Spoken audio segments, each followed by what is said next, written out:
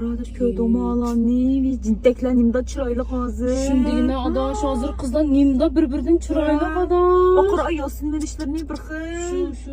O men mişinlarda kılıp adaş. Şu adaş. Ay biz cığımız müstak çıraylıkta dekit varmız. Oğlan Nasıl nimda bir de ya bu cılak karab adaş. Bizim avetlerimiz bunda karab kalsam de doğru şeysek oldu ki adaşlar. Ay adaş. Hazır kızlar şunla peyziyosunu bir ülke kara kudu gırımxan kırıp gırımxandak özünün üstüne kiyim degeni o bol değil. Hollywood'dan çolpaları bir yerde tarafım karama kaşlarımın sızma.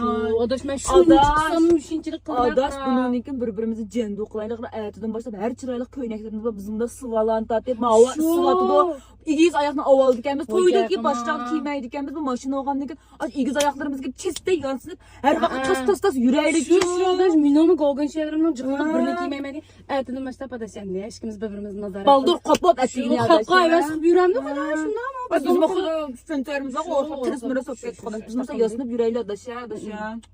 Evet. Ayetinden başlayıp. İki günden keyin.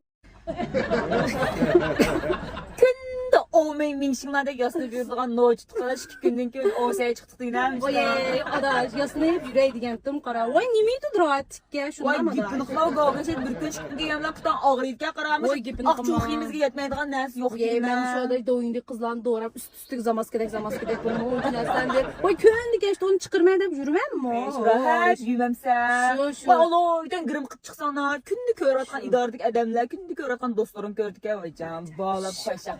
Rahat yüreği şimşən.